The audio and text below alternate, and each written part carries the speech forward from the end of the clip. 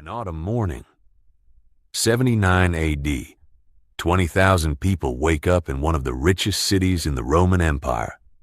By the next morning, every single one of them is buried under 20 feet of ash, frozen mid-breath, exactly where they fell. Here's what those last 24 hours actually looked like. Pompeii is loud. Markets spill into the streets. Bread is already burning in stone ovens. Merchants are counting coins before the sun's even fully up. Kids are jumping across the stepping stones in the road, those big flat rocks Romans used to cross without touching the mud. And sitting above all of it, draped in vines and farmland, is a mountain. Quiet. Blue sky. Completely harmless looking. The thing is, the people of Pompeii don't actually know it's a volcano. To them, Vesuvius is just the reason the soil grows so dark, the harvests come in so heavy. There are small tremors sometimes, sure. Earthquakes, nothing new. 17 years earlier, there was a serious one. The city cracked. They rebuilt. Everyone moved on. Nobody is losing sleep over a mountain. Around 1 in the afternoon, the mountain stops being patient. Vesuvius erupts. A column of ash and rock punches 33 kilometers straight up into the stratosphere. The eruption is throwing 1.5 million tons of material into the sky every single second. The energy released equals roughly 100,000 Hiroshima bombs going off simultaneously. Day becomes night. Then the pumice starts falling, chunks up to 3 inches wide, hammering every roof in the city.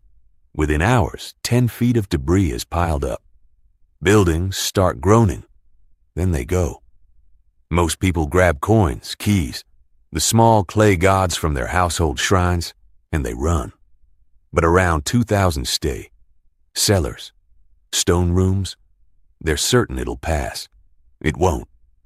Pliny the Younger, 17 years old, watching from 18 miles across the bay, writes later that the darkness wasn't like a cloudy night. It was like being inside a sealed room with every single light snuffed out.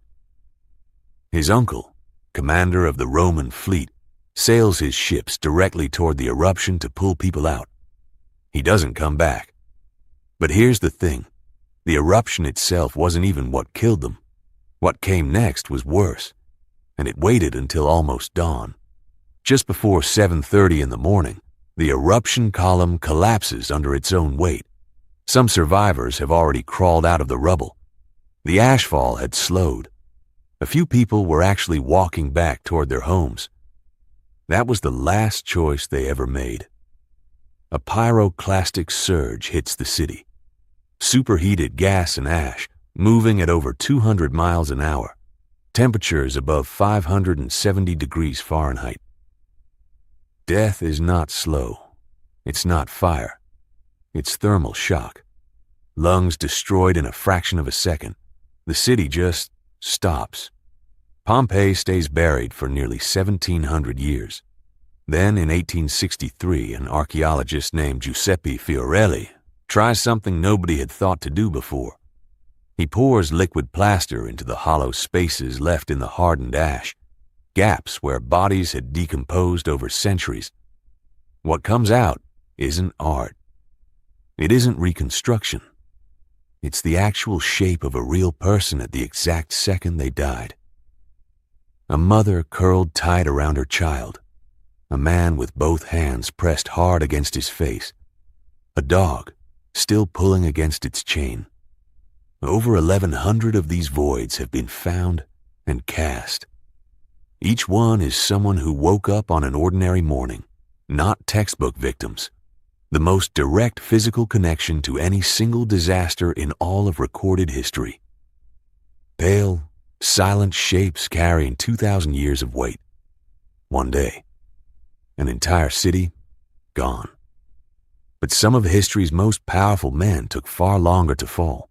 And when they did, it was their own people who finished it.